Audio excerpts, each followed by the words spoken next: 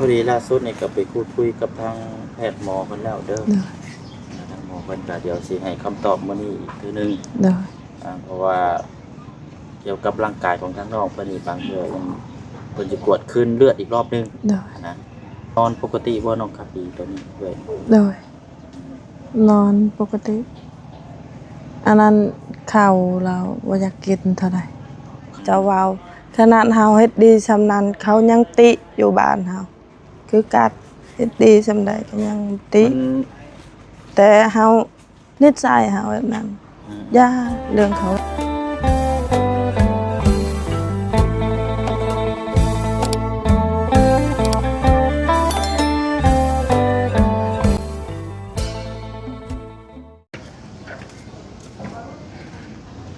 พี่น้องเนาะถือว่าเปิดภาพมาก็พบเจอกันอีกคือเก่าคือเดิมเป็นมื้อที่2เนาะสำหรับทางเคสของทางน้องคำดีที่เฮานำพาลงมาแต่บ้านก็อยู่ห้องหมอแขวงสวรรณเขตในตอนนี้กับพี่น้องเนาะมื้อนี้ก็ทางบ่เสียงนี่ก็เดินทางมาแต่บ้านก็7:00 นมาฮอดที่พี่ก็8:30 นแล้วก็ล่าสุดนี่ก็พอดีไปพัวพันกับทางแพทย์หมอดรเพิ่นเนาะพี่น้องเนาะทางแพทย์หมอเพิ่นก็ให้คำตอบเนาะเคสของทางน้องเพิ่นนี่อาจจะนี่แน่จักหน้อยพี่น้องเพราะว่ากระดูกนี่มันติดและกระดูกนี่มันคล้ายๆว่ามันสิติดแบบว่ามันคล้ายๆแบบสิใช้เวลาเนี่ยจักหน้อยนะพี่น้องเนาะพอดีก็ได้คำตอบนํกันแล้วก็นี่แหละเนาะเดี๋ยวมาแจ้งทางอีปันแล้วก็ทางพ่อเราแล้วก็ทางพี่น้องปาลุง FC นํกันเบิดสุขสุขคนนั่นแหละพี่น้องเนาะเอาสบายดีเด้อพี่น้องเด้อเนาะสบายดีพี่น้องน้ำกันเบอร์สุขุสุคนเนาะมือที่2แล้วพี่น้องเนาะบุญสมน้ำกันเนาะว่ามือใดวันไรสิได้ผ่าตัดได้นี่กับพี่น้องเนาะแต่ว่าทางผู้เชี่ยวชาญก็ได้พูดคุยกับทางแพทย์หมอดรเพิ่นแล้วกินพี่น้องเนาะเพิ่นก็ให้คำตอบพอเรื่องราวในการเกี่ยวกับร่างกายของทางน้องเพิ่นนี่แหละพี่น้องเพราะว่าทางน้องเพิ่นนอนอยู่นี้ก็ทั้งเทื่อเลือดจางสิอาจจะได้เพิ่มเลือดอาจจะได้แบบว่ากวดเลือดอีกรอบนึงนะพี่น้องเนาะอันนี้ก็ต้องเช็คสุขภาพร่างกายอีกรอบนึงวันนี้ก็ว่ามือต่อมือแหละพี่น้องถ้าว่านำแบบไปผ่าตัดเลยสิก็มันก็บ่ได้นะพี่น้องเนาะเอาอันนี้บ่เชิงกับผู้พันกับทางแพทย์เพิ่นแล้วนะพี่น้องเนาะเดี๋ยวมาถามทางอื่นปั้นก่อนบัดนี้ทางกับพ่อเราเป็นจังไดเนาะขึ้นแรกพี่น้องเอ้ยโอเคเอาเนาะโอ้ยเอาสบายดียามเช้ามีหมองนั่งเนาะนั่งได้อยู่บ่นี่เนาะได้อยู่ดอกเนาะแป๊บนึงเนาะโอ้โหมีเตียงโต๊ะนั่งพี่น้อยเอาไปคนอื่นเนาะเป็นที่ไหนนอนนั่นอยู่บ่นอนโอเคอยู่บ่บ่ได้มียุงบ่บ่มียุงเมื่อคืนนี่กับฝนตกเลยตกแห้งครับเดี๋ยวว่าอยู่พี่ตกกระบอกพี่ก็ตกด้วยกันตกคือกันแห้งคือกันเนาะอันยังบ่ทันได้กินข้าวกินน้ำบ่กินแล้วกินแล้วบ่บ่เซ็งบ่ได้ซื้อหยังมาซักกินแล้วแล้วก็พอดีล่าสุดนี่ก็ไปพูดคุยกับทางแพทย์หมอเพิ่นแล้วเด้อหมอเพิ่นก็เดี๋ยวสิให้คำตอบมื้อนี้อีกเทื่อนึงเพราะว่าเกี่ยวกับร่างกายของทางน้องเพิ่นนี่บางเทื่อเพิ่นสิกวดคืนเลือดอีกรอบนึงนะสิกวดคืนเลือดอีกรอบนึงแล้วก็ยันว่าร่างกายเราบ่แข็งแรงคือยันผ่าตัดมันก็ใช้เวลานี่จักหน่อยเนาะเพราะว่าการจะเอากระดูกดึงเข้าซี่กันก็เลยต้องกวดเลือดอีกรอบนึงเพราะว่านี่ก็กวดแล้วทีนึงเนาะก็ต้องกวดอีกแต่ว่าเลือดตกหลายสิเป็นประกาศเนาะเลือดออกลายในตอนเรานะตอนล่มมันบอก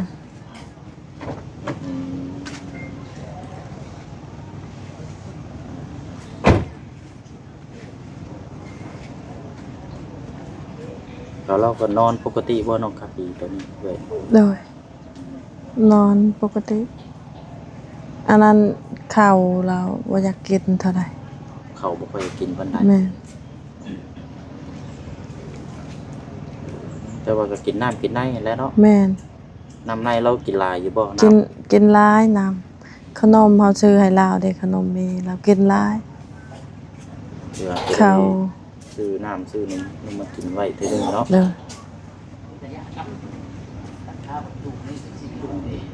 อันว่าอันมื้อนี้ค่าใช้จ่ายมีเพิ่มเติมแน่ๆทางไอ้ปันรอบเสาร์ จ่าย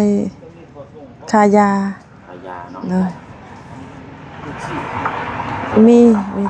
450 มีบินอยู่เนาะ แม่น เมื่อวานนี่อันน่ะบินบ่ได้มีพี่น้อง แม่น แต่ว่าได้ขายประเภทบินให้ตลอด เด้อ เด้อ เด้ออันนั้นเขาว่าเจ้าบ่ได้บอกว่าอยากได้เบ็ดเฮาบ่ฮู้เฮาบ่เคยมาโรงหมอเฮาถามเช้านี้ว่าเบ็นจ่ายเงินวันนี่เฮ็ดให้แน่เราเอาจักหน้อยเด้อเราเว้าคือบ่บอกวันนี่เฮาบ่ฮู้คิดว่าเขาให้แบบนั้น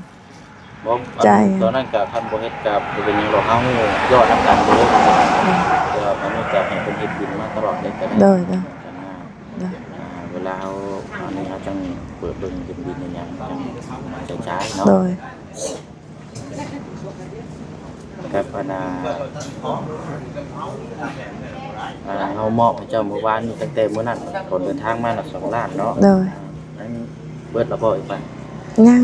ยังเหลือเท่าไหร่ต่อ อันนั้นบ้านนี้ล้านกับ30พันอันนี้400,000เด้ยังเท่าไหร่ ซื้อในอยู่ในกินเบิดแล้วฮักเอาเบิดเลย ซื้อแนวกินเอาเงินเฮา บ่เอาฮักเอาในหั่นเลยก็ได้นะ แม่นเลย จ่ายทั้งหั่นนั่นแหละมันสิว่าก็ เฮาไว้ต่างหากเงิน เอาจังซี่ก็ได้เดี๋ยวบ่เชิงสิมอบอันน่ะเอาไว้ให้ติดเจ้าอีกเด้อ โดย ติดไว้เวลาจำเป็นใช้จ่ายนี่แหละพี่น้องเพราะว่าบางเทื่อบางทีนี่บ่เชิงเข้ามาบ่ทันจังซี่ก็ทางแพทย์เพิ่นเข้ามาปั๊บนี่ก็คือเพิ่นถามว่าค่าจ่ายเท่านั้นเท่านี้ก็ โดยค่ายาโดย ค่ายาค่าหยังเนาะว่าเรื่องมามื้อนี้ก็บ่เชิงต้องแล่นเข้าไปหาทางให้แพทย์บ่เคยเพิ่นก็บ่พันอีกทีนึง โดย บ่แม่นมาแต่บ่แม่นว่าบ่เชิงสิมาถามมาจี้ถามติคลิปบ่ได้แม่นได้พี่น้องแต่ว่ามันง่ายคือทั้งผู้ที่เพิ่นเว้าเพิ่นว่านี่มันก็ง่าย โดยคันเขาถามเงินแหละเฮาจ่ายได้คันถามแพทย์นั้นเฮาบ่ฮู้เด้ฮะ ทางแพทย์นี่เฮาถาม โดย พันเอง โดย แต่ว่าเว้าถึงทางแพทย์แบบว่าเพิ่นมาใช้จ่ายใส่ โดย เดือน โดย อย่างซี่นะ โดย ค่าใช้จ่ายได้เล็กน้อยสิ โด เดี๋ยวย เฮาสิทั้งให้เจ้าแน่ดู โด แล ย ถามกับบางเทื่อเพิ่นถามมาคนไข้ผู้ป่วยชื่อนั้นนั่นนี่แม่น โด บ่ ยแม่ คือฮู้กันแล้วทาง แม่ พ่อน แล้วก็บ่เอาง่ายๆแล้วก็บ่ได้จักหยังใดพี่น้อง โดย แต่จังว่าอยากคือเฮาก็อยากต่างคนต่างอยากให้ซอยก็ให้มันผ่านพ้นไปนะ โดย จบแล้วก็จบไปจังว่า โด ไป ยโดย มันหายดีหายเศร้าไป แม่น มันบ่มีไผอยากให้มาอยู่จุดนี้ดอก โดย เสียงตามมาเมื่อวานนี่ก็คือเว้าน่ะให้เพิ่นตามมาก่อนพอมาฮอดปั๊บแล้วเขาก็ต้องถามผู้อยู่นํผู้ไปผู้มานะที่ไปที่มาในการก็จังได้เพื่อความสะดวกเพื่อความที่ให้มันผ่านพ้นไปด้วยดีนะเนาะ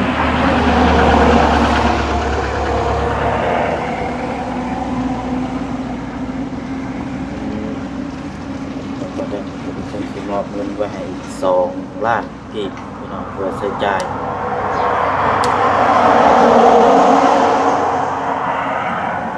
ผมว่าจะมือจะได้แต่ว่า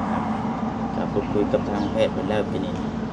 ผมมันเป็นเสียงคำตอบหรอกเนาะโดยสมัยมีคำเตือนมาเชิงสิ่งนี้เท่านั้นก็สำหรับเรื่องในทางอุบันไว้เวลาฉุกเฉินเนาะโดยบางทีผู้เชี่ยวก็ได้เข้ามาผู้ชมเขาถามกันตรงนี้ก็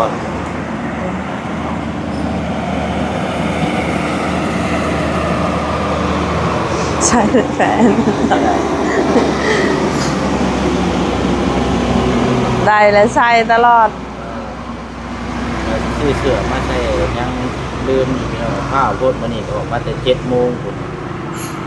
เขาอยากว่าพวกคันแต่มันแล้ว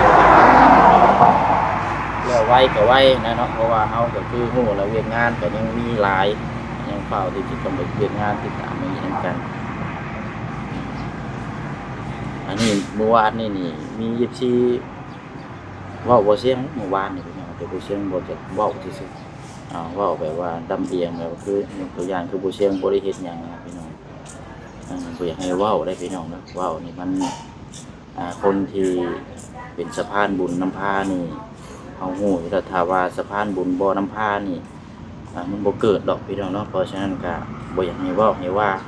เว้านี่ก็ถือว่าเว้าแบบจังได๋หรอกพี่น้องคนบ่มีปัญญานี่ก็ถือว่าแม่นเว้าแฮงนะบ่อยากให้เว้าหลาย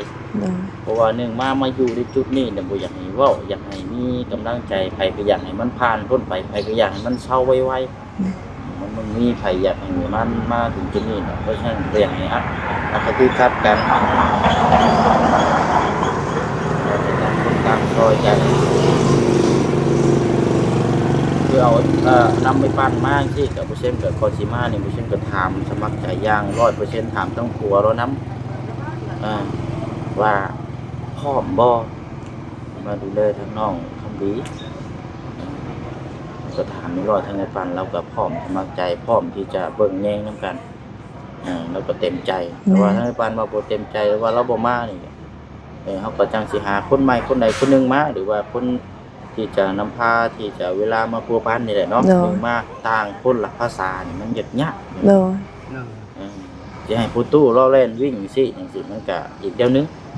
บางเทื่อบางที่นะนี่คือบ่เสียงคือมาแต่บ้านนี่สิเล่นมาบ่ทันแม่สิให้บ่เสียงนอนอยู่นี่เด้อบ่สามมันก็เป็นไปบ่ได้เนาะซำนี้ก็ดีแล้วไปเที่ยวมา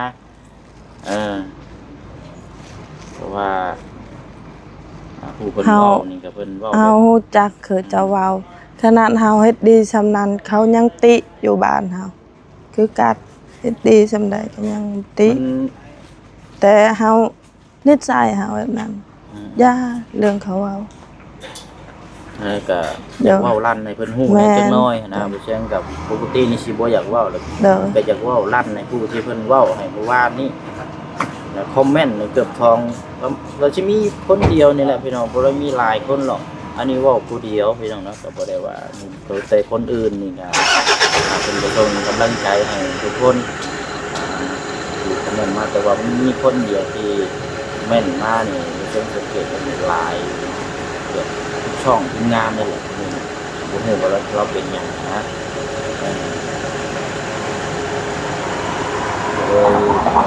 ผ่านไปในช่องเนาะจะไปจากที่บ่แล้วเราจะคอมเมนต์มาเราเยอะอยู่ในทางฉายาเราในตอนนี้วินาทีนี่นะเอาต่างคนต่างเข้าใจกันช่วยกันที่นี่นะเนาะบ่ได้แตกต่างแบบเวลาเฮาไปแข่งกีฬาที่กันเตะบาสเตะเป็นหยังเพิ่นจังมีโค้ชจังเป็นมีทีมถ้าบ่มีทีมบ่มีโค้ชเพิ่นก็บ่จะกี่เตะไปในใดเนาะกันสิว่ามันต้องมีคนนำพาหนึ่งมาก็ต้องสามัคคีจับเบิ่ง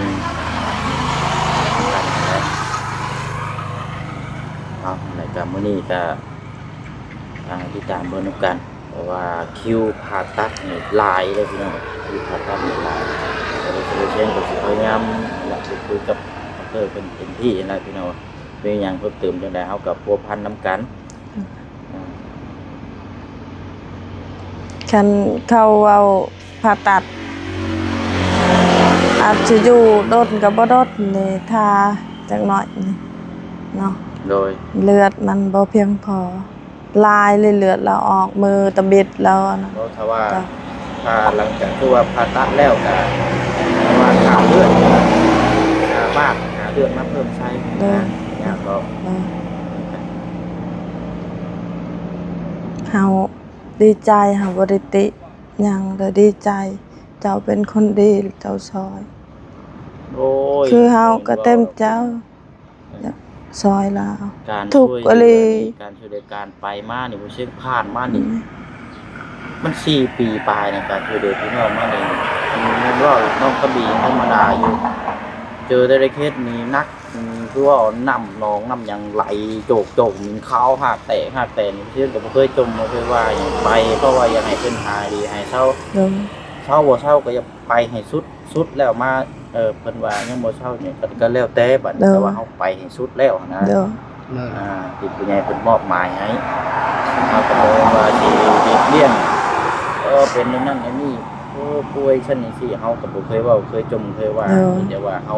อยากให้หายดีให้เศร้าผู้กับเพิ่นอยู่ซอย โดย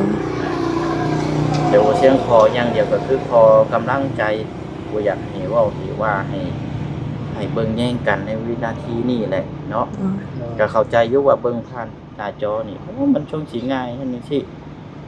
แต่ว่ามันคนละอย่างกันเด้พี่น้องเว้าตรงๆว่ามันคนละเรื่องคนละคนละโลกกันเลยแหละแต่บ่ฮู้นี่สำหรับคนที่เข้าเกี่ยวกับหมออย่างเชียงฮู้อยู่ดอก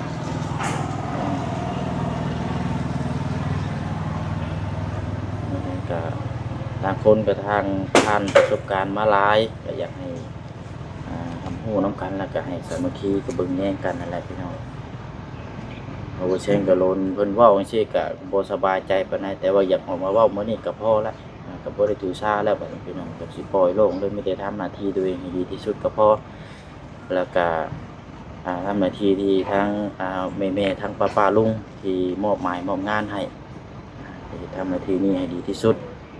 เพื่อ FC เพื่อป้าลุงที่ติดตามเพื่อเป็นกำลังใจให้มีหยังเพิ่มเติมมีการเคลื่อนไหวจังใดเฮาก็มาแจ้งอยู่ในคลิปนี้เพราะว่ายังบ่เชื่องเฮ็ดงานในคลิปต้องเข้าใจว่าบ่เชื่องนี่เป็นคนเฮ็ดงานในคลิปมีหยังก็ต้องแจ้งในคลิปนี้ถ้าบ่อยากแจ้งในคลิปนี้ทั้งพี่น้องทั้งผู้ใหญ่เพิ่นสิฮู้อยู่บ่ทราบว่าบ่ฮู้ได้ แม่ สิเอาจังซั่นก็ได้แต่ว่าบ่เชื่องบ่เฮ็ดบ่เชื่องเป็นคนเฮ็ดงานในคลิปแล้วก็ให้ฮู้นำกันแต่ว่าเฮาก็เป็นครอบครัวเดียวกัน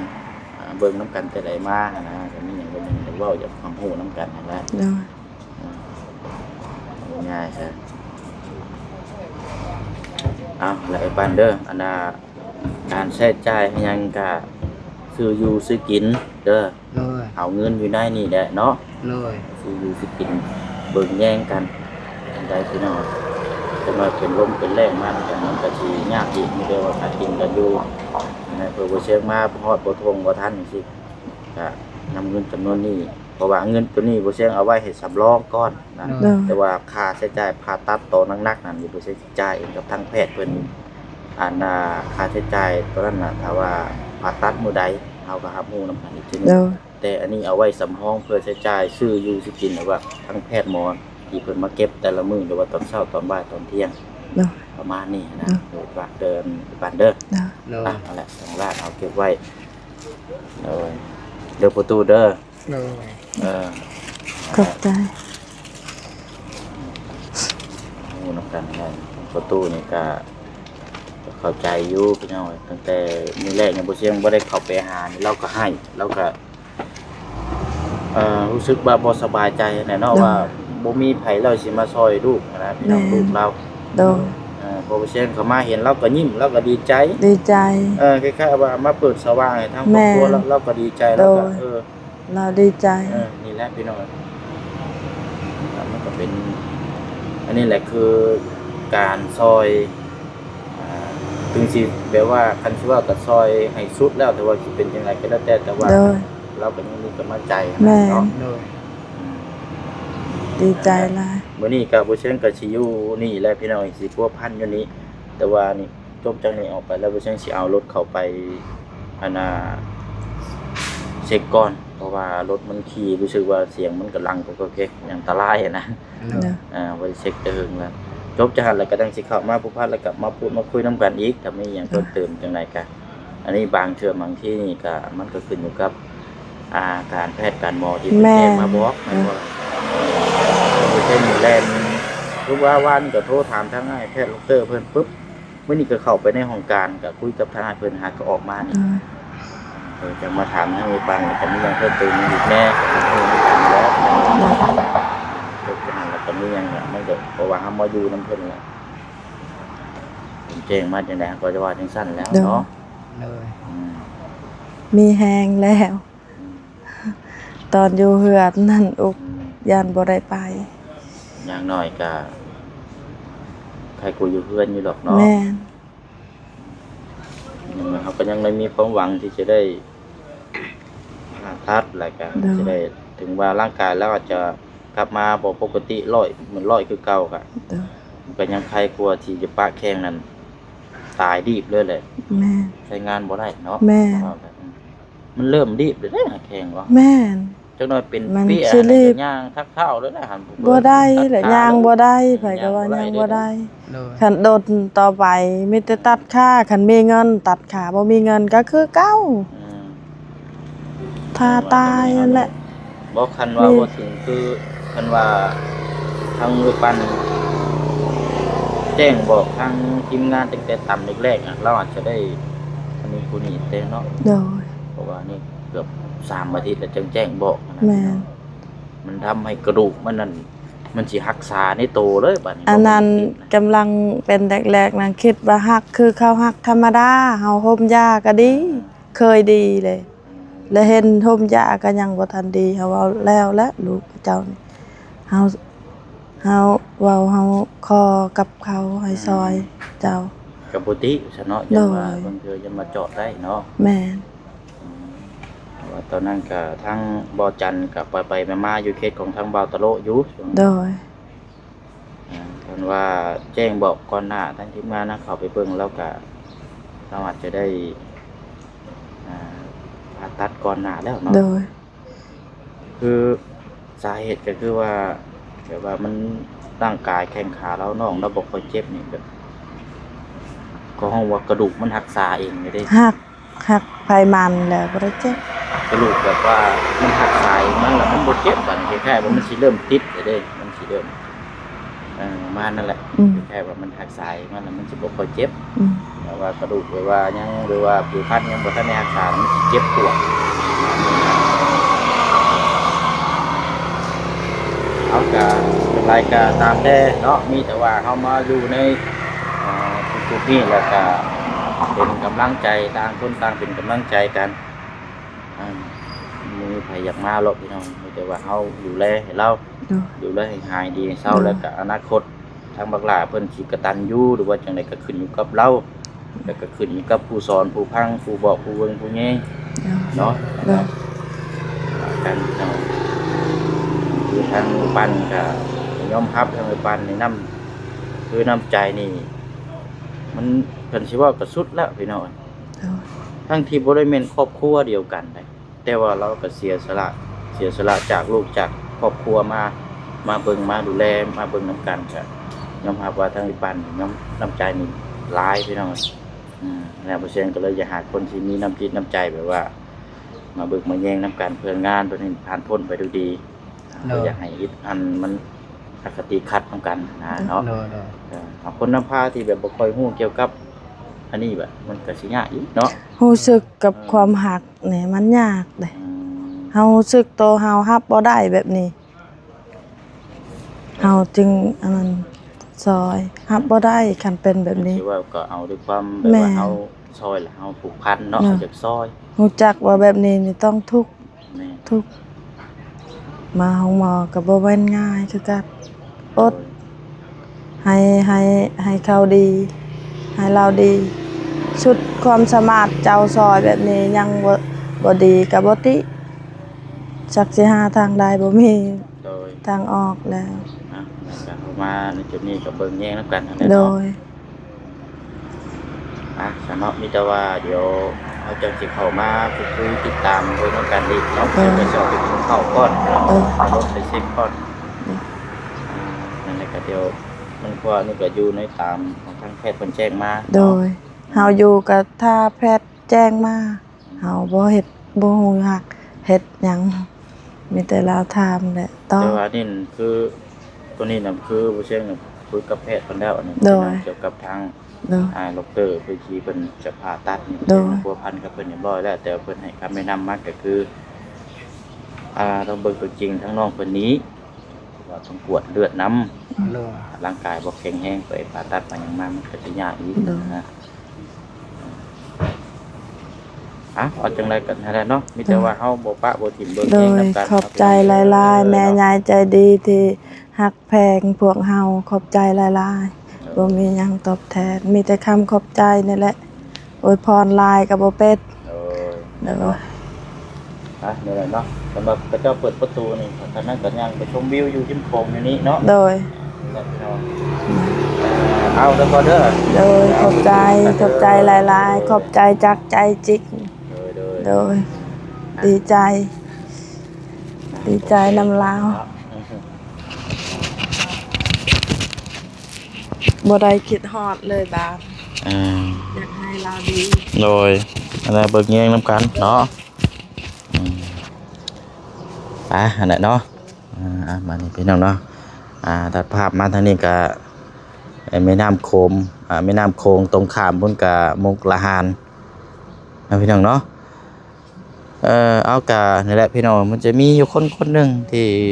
เว้ากล่าวถึงเนาะเช่นก็สังเกตแต่ละมาอะไรกันพอสีบ่เว้าอะไรกันพี่น้องเอ้ยก็เลยขอเว้าซาพี่น้องเนาะเว้านี่เป็นข้างอันนี้แล้วก็ย่าแล้วบัดนี้พี่น้องบ่สนใจหรอกเนาะกันสิเว้ากันเพราะเราเว้านี่เราบ่ได้เข้าในการที่ให้คนอื่นเลยพี่น้องเอ้ยเนาะ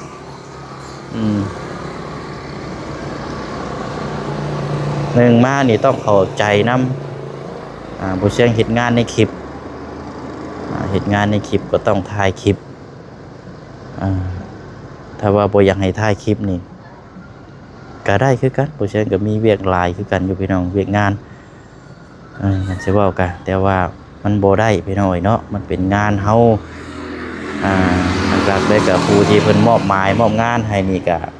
เฮาก็ต้องอัปเดตให้เพิ่นรับรู้เป็นมาจังได๋มื้อนั้นมื้อนี้มีหยังแน่เท่านั้นเดี๋ยวนี้เฮาก็ได้งานตามเพิ่นไปแล้วก็แจ้งพี่แจ้งน้องรับรู้นํกันเบิดซุกูซุคนนั่นแหละพี่น้องเนาะ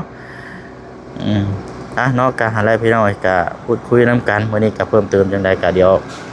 แจ้งพี่แจ้งน้องรับรู้นํกันอีกรอบนึงเด้อพี่น้องเด้อเนาะก็มอบเงินให้ทางไอ้ปันไว้นำอีก2ล้านกีบพี่น้องเนาะเพื่อจะใช้จ่ายเมื่อวานนี้ก็ใช้จ่ายเบิดไปแล้วก็ค่าเฮาจกออกมาก็นี่แหละพี่น้องทางค่ารถกู้ภัยเฮานำ3ล้านแล้วก็ทางใต้นำ2ล้านแล้วก็มื้อนี้ก็อีก2ล้านเนาะก็เป็น6ล้านพี่น้อง4 5 6ล้านคือสกินน้ำแหละเนาะ5 6 7ล้านไปพี่น้องเนาะเอาล่ะพี่น้องเนาะจังได๋ก็ฝากเฮาพี่น้องติดตามแล้วก็เป็นกำลังใจนำกันเบิดสุขคนนะพี่น้องเด้อเนาะเบิดสุขคนเนาะสบายดีพี่น้องเนาะ